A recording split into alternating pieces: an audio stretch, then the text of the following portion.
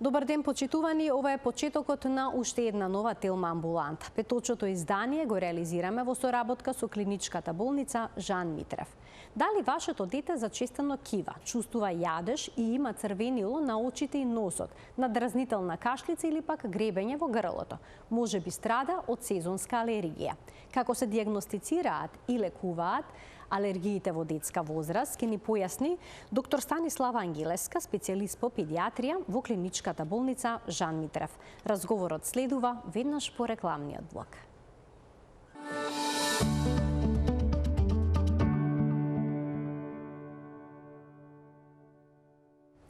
За сезонските алергии кај децата денеска разговараме со доктор Станислава Ангелеска, специјалист по педиатрија во клиничката болница Жан Митрев. Докторке, добре ни дојдовте во студиото на Телма и добар ден. Добар ден, благодарам на поканата, поздрав до гледачите. Задоволство е да се гостува на вашата емисија, бидејќи носи топла енергија. Многу ми е драго. Драго ми е секогаш кога ќе се сретнеме во студиото на Телма и кога имаме можност да разговараме за теми кои што се однесуваат на здравието кај децата. Европските статистики покажуваат дека секој четврто лице страда од некаква форма на алергија, што значи дека околу 30% од целокупното население живее со ваков проблем. Проблемот со алергиите е растечки и кај децата, па што се случува всушност во телото кога доаѓа до алергија? Што е алергија? Така, точно така. Изминатите години алергиите кај децата зазедоа се поголем проблем, така да може да се каже дека зазедоа едни епидемиски размери. Што е тоа алергија? Алергија представува зголемена осетливост на организмот на детето на одредени супстанции кои што за него представуваат еден непријател и се нарекуваат алергени. Кога самиот организам иде во контакт со некој алерген, кај него се случуваат низа на имунолошки реакции на ниво на имуниот систем, каде што при тоа резултираат со една алергиска реакција и клиничка слика на алергија кај децата. Со самиот контакт на алергенот во самиот организам настанува синтеза на имуноглобулини и тоа на имуноглобулини од класата на IgE ги нарекуваме и каскадна реакција од страна на имунолошкиот систем. Настанува ослободување на низа медиатори се нарекуваат од страна на мастоцитот, во организмот. Тоа представуваат хистаминот, простагландини и низа други медиатори кои што, како што кажавме, предизвикуваат клиничка слика на една алергиска реакција кај самото дете. Исто така да напоменеме дека општа констатација е дека променетиот начин на живот кај децата доведува да нивниот имун систем малце поинаку реагира. Што значи тоа? Колку што повеќе детето се расте, се чува во една чиста средина, во една хиперчистота нарекуваме, тоа представува една теорија на хигиена, таквиот детски организам е се поосетлив на антигени доколку понатаму го пуштиме надвор. Поради тоа препорачуваме децата што повеќе да престојуваат на отворено, надвор, да играат, да фатат земја, да се испрлјат. Така што на тој начин настанува една антигена стимулација на самиот детски организам и зрење на самиот имунолошки систем. Исто така, сето она што се случува во раниот детски развој, понатаму има реперкусии како возрастен организам. Така да само едно здраво дете може да прерасне во здрава личност, а здрава личност понатаму во една здрава, работоспособна индивидуа. Така значи децата да не ги чуваме под стаклено зона, да им дозволиме да се извалкаат кога се надвор. Бидејќи таа хигиенска хипотеза покажува дека всушност децата што живеат во град почесто страдаат од алергија отколку оние кои што живеат во селска средина. Во текот на емисијата ќе проговориме и дали можеби децата кои што страдаат од алергија би можеле да престојуваат и на село за да си го подобрат својот имунитет, но еве кога зборуваме за алергените, она што може да предизвика алергија за време на одредена сезона, кои се тие што се издвојуваат и кои што најчесто создаваат проблем кај децата? Алергените ги делиме на сезонски алергии, алергиите поточно, кои што се претежно се јавуваат во одреден период од годината и во текот на целата година, алергии кои што се во текот на целата година. Алергиите може да потекнуваат од алергени кои што циркулираат во самиот воздух, тие ги нарекуваме инхалаторни алергени, кои што сега пролетта ние во полн ект и се присутни пред се полените. и алергии кои што се присутни во текот на целата година, од кои што претежно се тоа нутритивни алергени. Од инхалаторните алергени би можели да ги спомнеме алергиите на полен, тоа се исто така домашна прашина, алергии кои што се јавуваат на куче, мача, односно на домашни миленичиња, и нутритивни алергени, како што кажав, тоа се алергени на храна, кои што секој детски организам различно реагира. Сега да потенцираме дека, како што кажавме, од сезонските алергии, секој период од годината, значи имаме секој месец имаме различен алерген на полен, така да дури полените почнуваат од февруари месец, кои што тогаш цутат дрвата, иако ние тоа не го гледаме, но меѓутоа сепак полените, алергените циркулираат во самиот воздух. Потоа од април до јуни месец е алергија на трева, полен на трева, потоа негде крај на август имаме алергија на амброзија и така. Додека пак домашната прашина, значи тоа е нешто кое што се наоѓа, постојано детето изложено на нешто што е во домот, нели?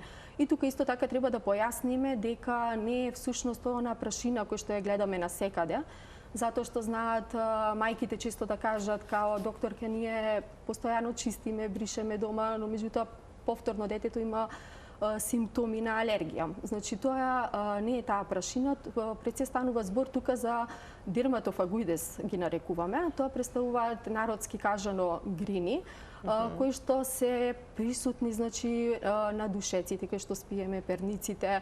Исто така се пикаат, да кажам, под тепик, се наоѓаат на плишаните играчки и поради тоа препорачуваме, значи, користење на хипоалергени душеци, хипоалергени перници, навлаки или па длабинско чистење со овие машини на душеците, на теписите или комплетно отстранување на тепеси, на завеси, да не се користат плишани играчки.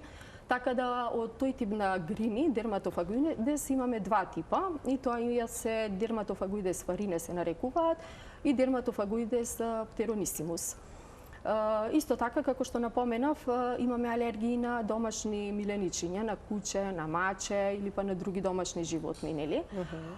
Исто така и тука е битно тоа што, значи, детето, како и ние возрастните, не реагираме на крзното на домашните животни, на влакната на куче, на мача, туку пред се, значи, алергии предизвикуваат нивните излачевени, пред се, значи, изметот, столицата, плунката, каде што од нив испаруваат супстанции кои што се силни алергени. Како децата реагираат доколку се алергични на сите овие алергени? Значи, кои се типичните симптоми? Дали им некогаш налекуваат на настинка?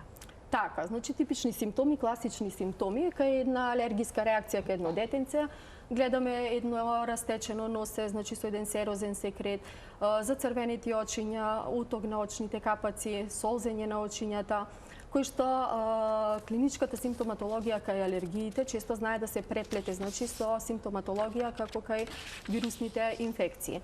Сите овие реакции, како што претходно напоменав, ги предизвикуваат медиатори, кои што предизвикуваат од типот на хистамин, на простагландини, кои што предизвикуваат една вазодилатација на крвните садови, кои што со самата вазодилатација настанува тоток на мукозата, нели, на носната мукоза кај самото детенце, и поради тоа носето може да биде обструирано, затнато, да имаме еден назален говор кај детенцето, отежнато дишење на нос, или пак, како што кажав, едно растечено носе, нели, кивавица може да имаме, каде што најчесто е репетирачка, често повторувачка кивавица, исто така и кашлица.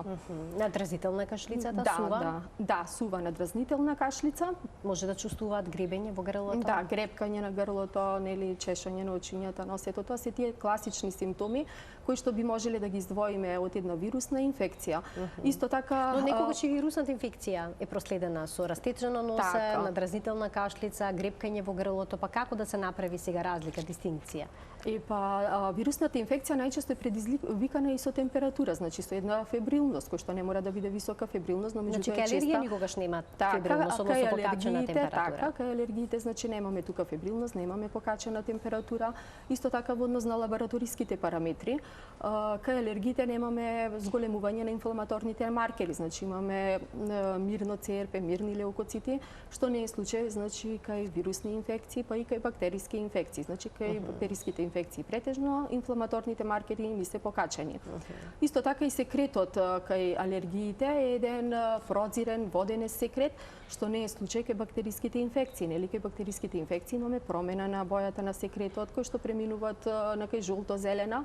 Тие се тие разлики кои што би можеле да ги направиме меѓу алергиите и останатите инфекции. А дали алергиските реакции кај децата, како што е алергискиот ринитис, представува добра подлога за развој на вирусна или пак на бактериска инфекција? Да, така. Значи, алергиските реакции кај децата представуваат исто така и подлога за развој на вирусна и на бактериска инфекција, така што може да кажеме дека оние деца кои што имаат алергии, како алергиски ринит, атописки дерматит, значи се повеќе се подложни на вирусни и на бактериски инфекции.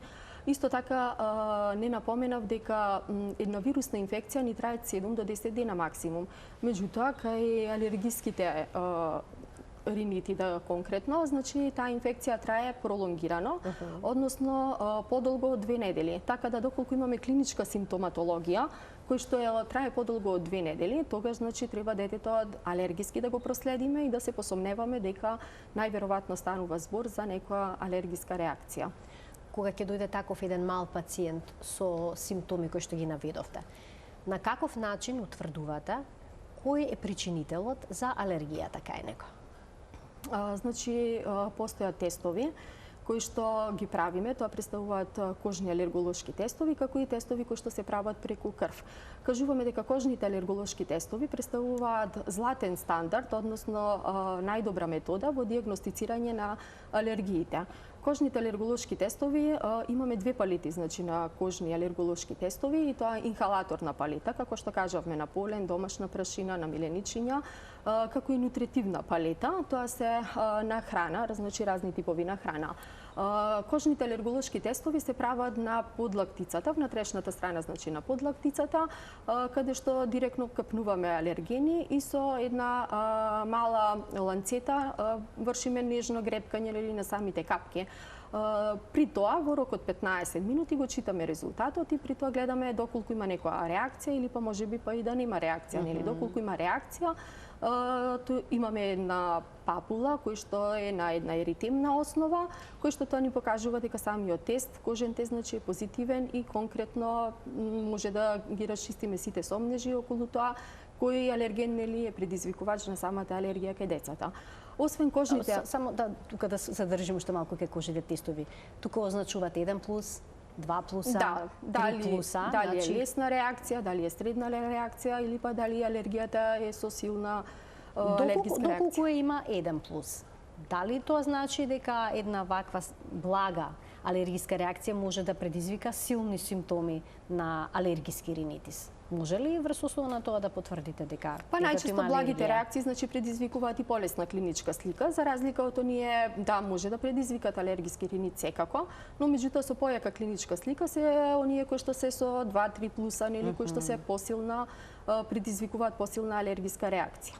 Освен овие кожни тестови, нели вршиме и тестови преку крв, кои што го мериме нивото на тотален IgE, како и нивото на специфичен IgE на одредени алергени. И при тоа може во период на 3 до 6 месеци, значи почесто да испитуваме IgE, специфични IgE, со цел да видиме дали соодветно реагира терапијата и дали нивото нели концентрацијата на специфичните IgE се намалува.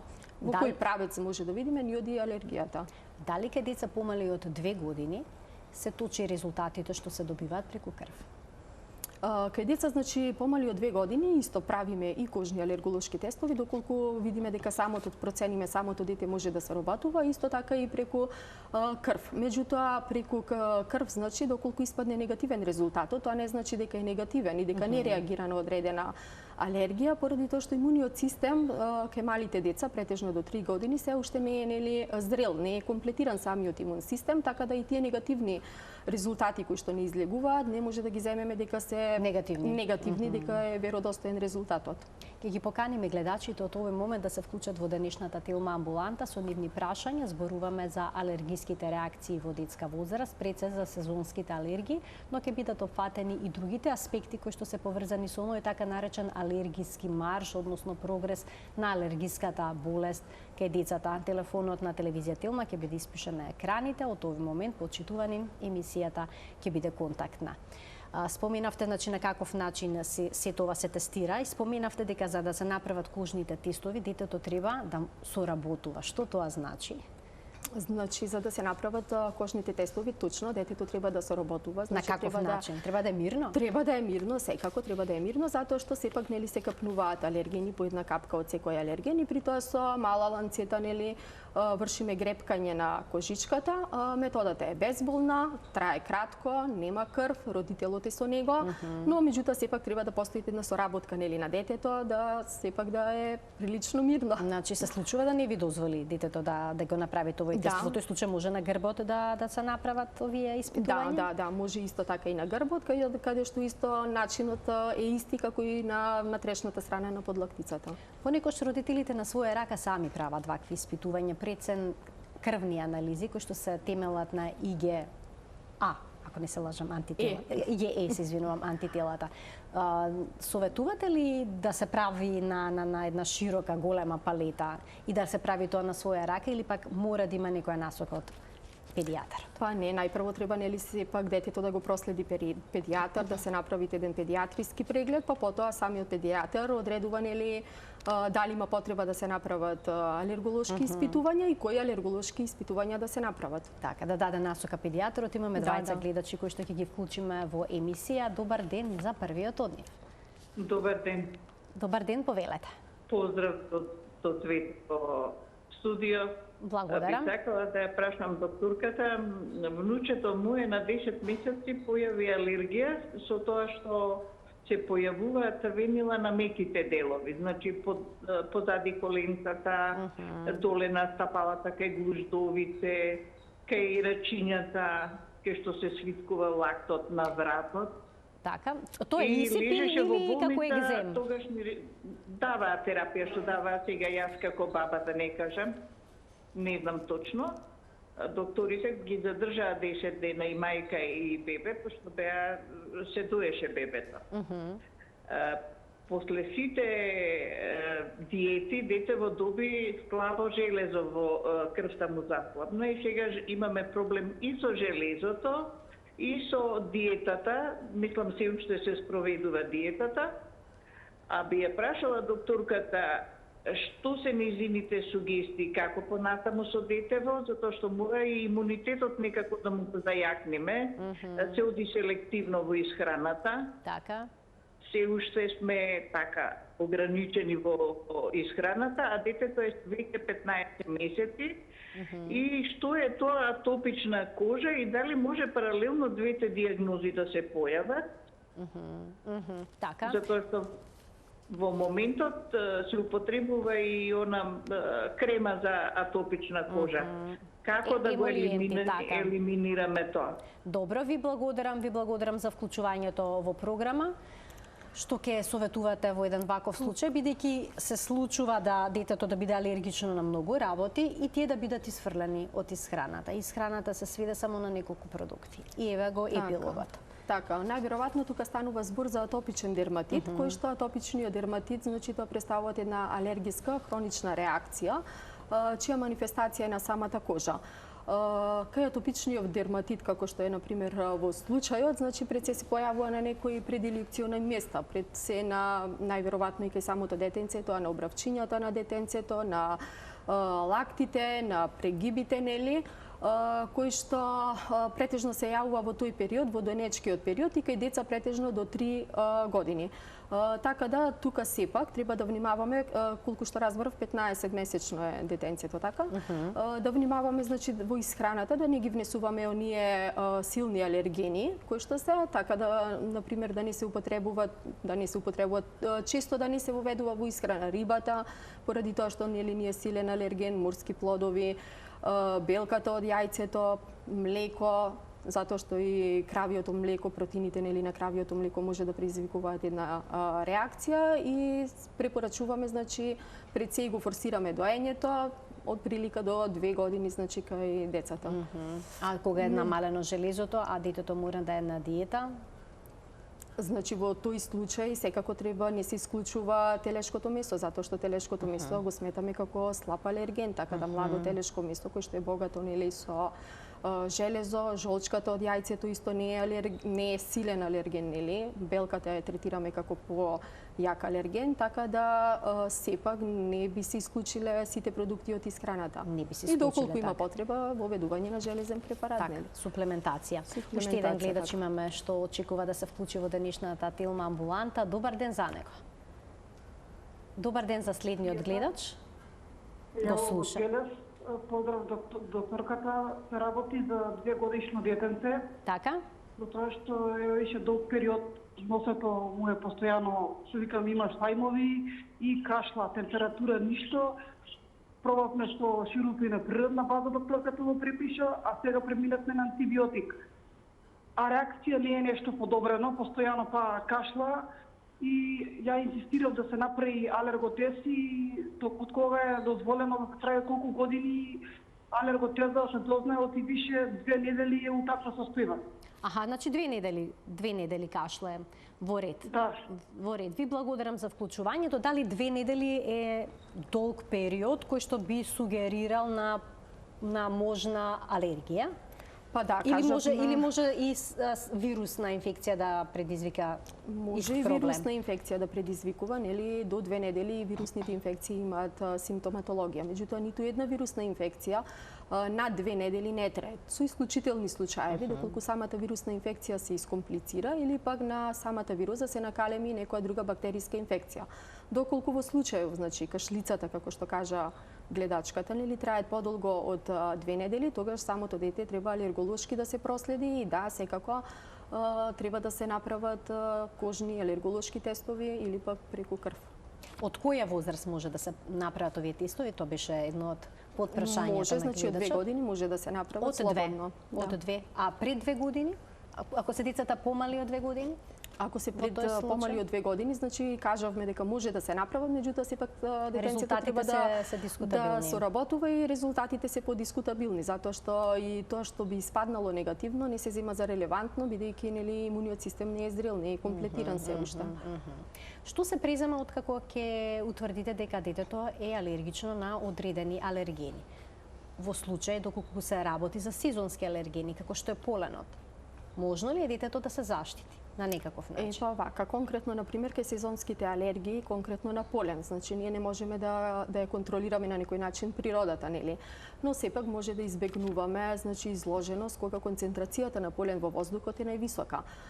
Така да сметаме дека највисока концентрација на полен во воздухот е во раните утрински часови и тогаш треба да избегнуваме, нели, детето да го изнесуваме надвор, прошетки, да ги проветруваме, нели, просториите дома, да не ги отвараме прозорците барем тие утрински часови.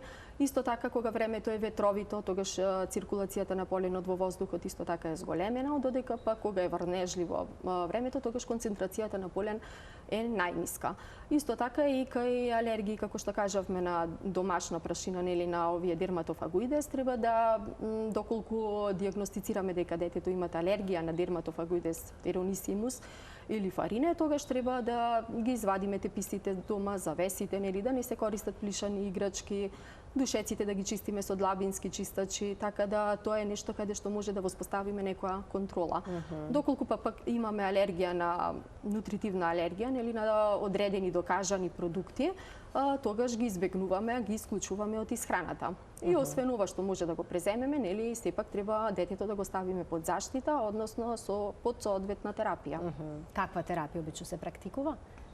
Значи, во однос на терапијата користиме спреови и тоа претежно деконгестиви со цел да се намали отокот, нели, на слузницата, на мукозата, на носната мукоза кај детенцето, за да се олесни, нели, дишењето.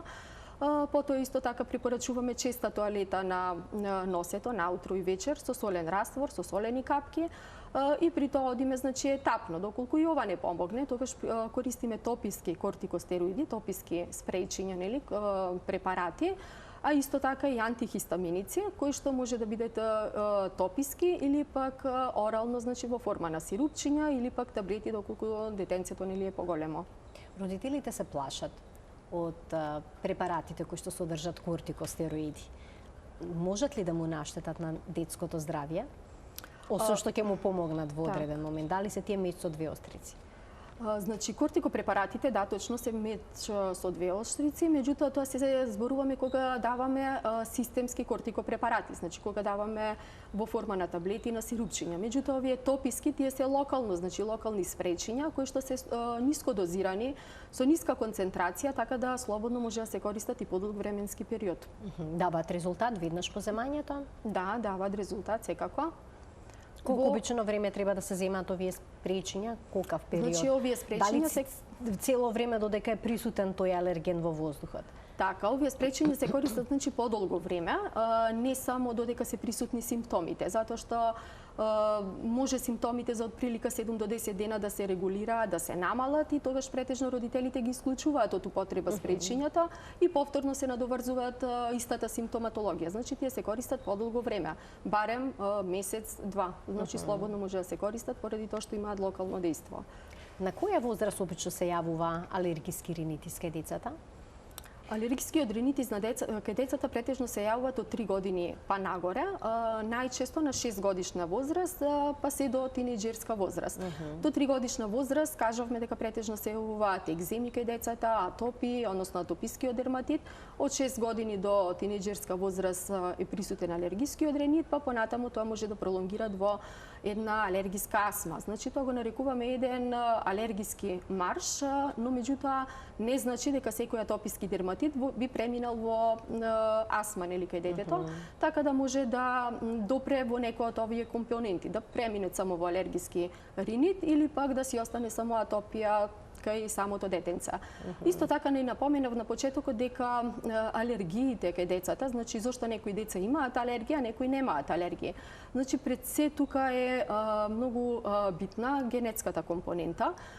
Така да доколку во семејството на детенцето имаме атопија, односно некој од членовите на семејството, мајка, татко или поширокото нели семејство, имаат алергија, тогаш е голема веројатноста и детето да имат алергија. Така да доколку едниот родител имат алергија на нешто, тогаш околу 50% е веројатноста и детенцето да имат алергија. Доколку па и двајцата родители имаат алергија, тогаш дури до 80% е голема веројатност и детенцето да имаат алергија. Поради тоа секогаш при преглед, нели, при првичниот преглед на детенцето треба да прашаме дали во семејството некој имат алергија, атопија, нели, и при тоа треба да поставуваме пред се конкретни циљани прашања, затоа што најчесто родителите знаат да кажат дека не, никој немаат алергија, затоа што самата носна секреција не ја сметаат за некој посебен нели симптом. Меѓутоа, ако добро ги распрашаме, темелно, конкретни прашања, тогаш може да видиме дека сепак кај родителите постои алергија или пак во поширокото семејство, баба, дедо, тетки, затоа што сепак тоа е една генетска испреплетеност кој што сепак детенцето може да влече дел од нив. Дали ке новороденче може да се јави алергија? Кога почнува да се манифестират првите знаци на алергија во детска возраст? Првите знаци на алергија во детска возраст, значи најчесто се јавуваат од 3-месечна возраст па нагоре. Значи, како што кажавме, тоа представуваат пред се екземи, односно атопични промени на самата кожичка на детето, поради тоа што нели новороденечкиот период, како и дојнечкиот период кај детенцето е сензитивен со тоа што кожичката е понежна, нели повулнерабилна и при тоа секој контакт пред се со неа може да ја изиритира и да предизвикува една промена. Пред се тоа Како изгледаат тие промени на кожата? Значи, тие промени пред се значи за црвената кожичка на обравчињата, на лактите, на стапалата, на дорзалната страна на рачињата, може да имат исто така и визикули на таа еритемна основа, кои што тие визикули најчесто пукаат поради тоа што тоа чеша, нели детенцето се чеша, пукаат, се излачуваат една серозна течност кој што откако ќе се засуши може да премине во една круста. Сето тоа кај самото детенце предизвикуваат една силна вознемиреност, една раздразливост, каде што постојано нели детенцето се чешат и тоа представуваат една дури раздранета кожичка кај самото детенце. Така вела дека овие деца спијат 2 часа помалку од бебињата кои што немаат атописки дерматитис и дека всушност атопискиот дерматитис е болест на целото семејство, односно и на мајката, и на таткото, и на сите останати членови од семејството што се вклучени во грижата и негата за бебето, бидејќи е многу раздразливо, плаче, па и потоа и родителите се уморни, истоштени и не е едноставно да се менаџира оваа состојба во раното детство. Што им препорачувате на родителите кои што имаат бебе со атописки дерматитис? Дали треба да спроведуваат некоја посебна грижа за негата на кожата? Што да прават за да се смири црвенилото и за да се смири јадежот на кожата? Така, значи поради тоа што како што кажавме, значи поради самиот јадеж, ваквиве бебенца нели се силно вознемирени, раздразливи, навечер не спијат, со тоа се пореметува квалитетот на живот не само на детенцето, туку и на родителите, бидејќи се тие што треба нели да му помогнат.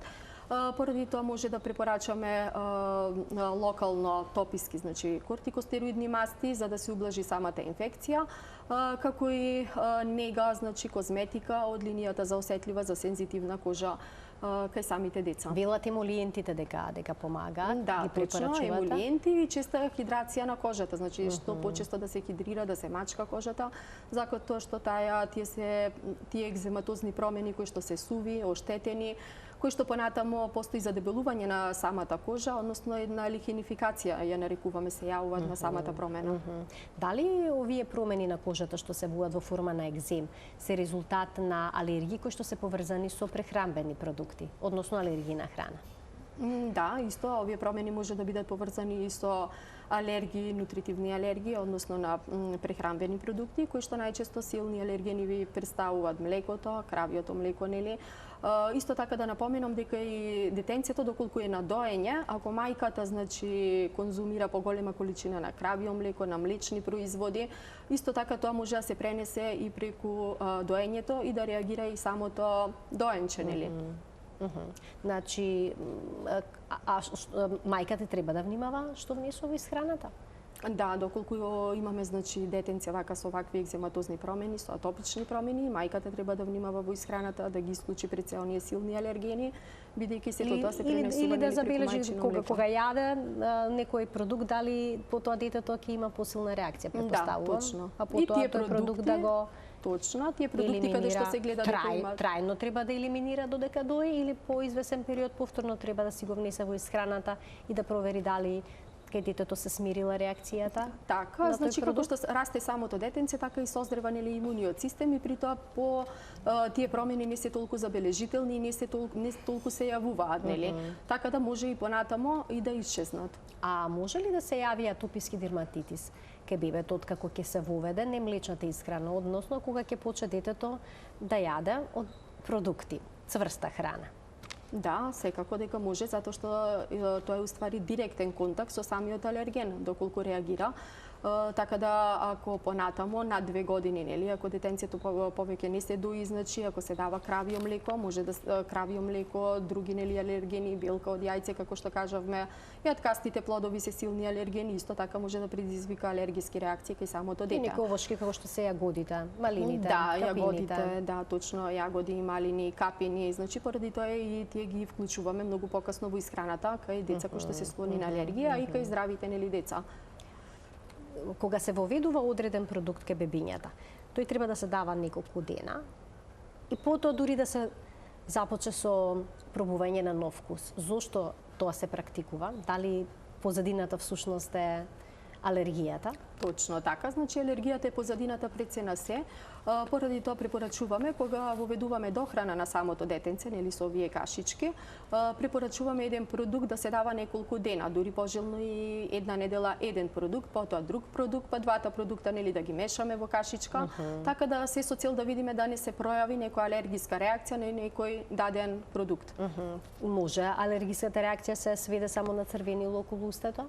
Може, да, секако може да се сведе само и на црвенило околу устето како слаба полесна алергиска реакција, меѓутоа може да биде и потешка, појака алергиска реакција која што може дури да предизвика значи и отежнато дишење па дури анафилактичен шок ако станува збор за силна алергија. Затоа треба да се биде внимателен во тој период. Ке ве прашам и за глутенот, бидејќи глутенот предизвикува алергија. Има најразлични препораки кои што се менуваат кога треба да се воведе токму поради алергијата. Што советувате вие? Дали со глутенот треба да се почека или пак што порано да се внесе во исхраната на бебето? Значи исто така и глутенот кој што е застапен или во пченицата, знае да предизвика силна алергиска реакција, меѓутоа препорачуваме глутенот негде од 6-месечна возраст да се внесе во самата исхрана, каде што претходно значи да не се чека после 9 месец, после 12 па не, од 6 месец е соодветно, 6 меѓу 6 и 7 месец може да го внесеме и глутенот во исхраната, а претходно нели користиме житарки од типот претежно нели ориз даваме, така да глутенот малце покасно. Така, значи кога некое дете ќе развие алергиска реакција на одреден продукт, не само прехранбен, може да биде нели на некој сезонски алерген. Дали секоја следна реакција ќе биде посилна? Како изгледа тоа?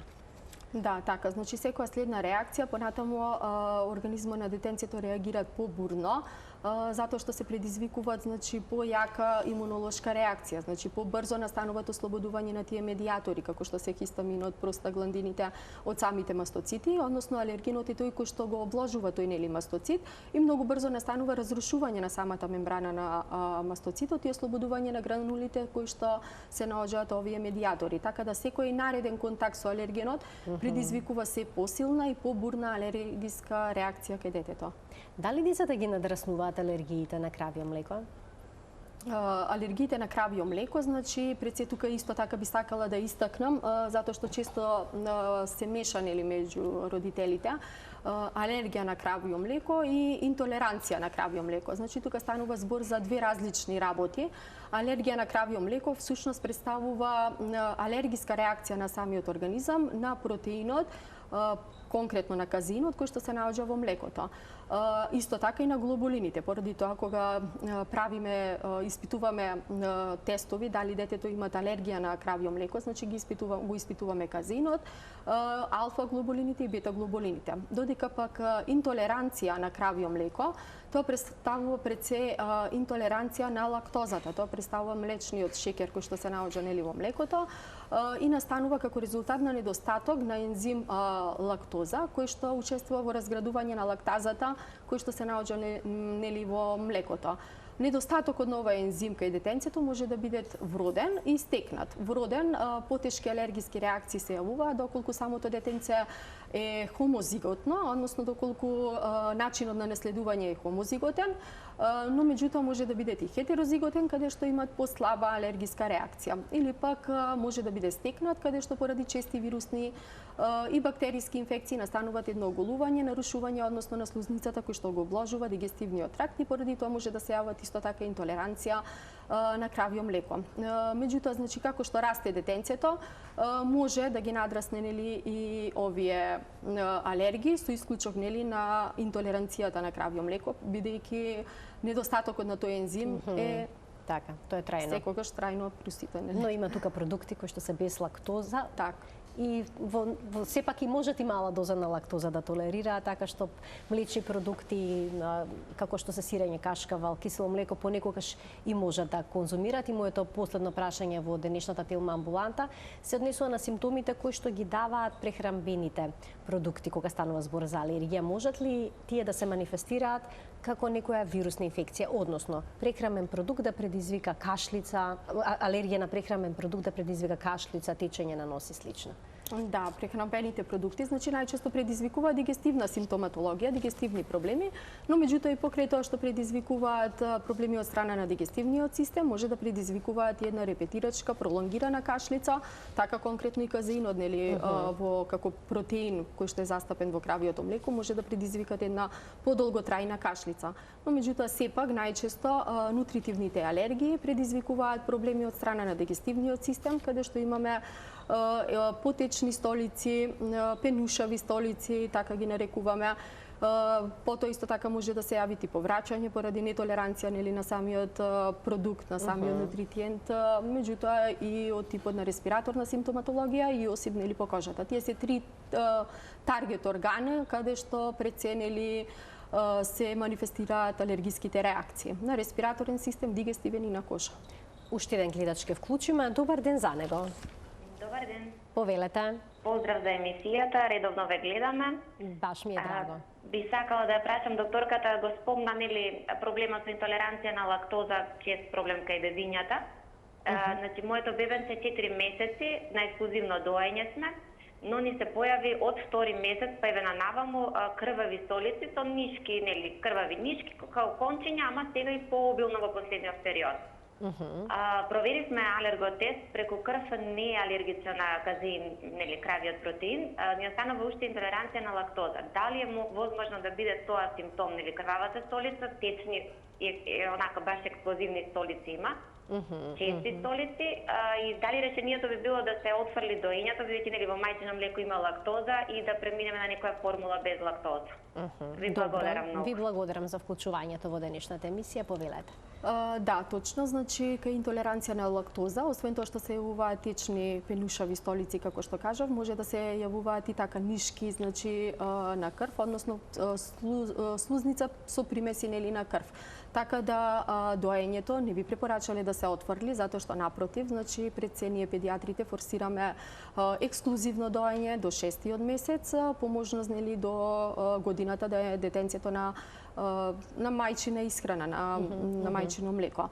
Така да треба да се направи по обсежна палета, конкретно кај доенчето, по обсежна палета на испитување за сепак да се установи дали станува збор за интолеранција на лактоза или пак можеби за нешто друго.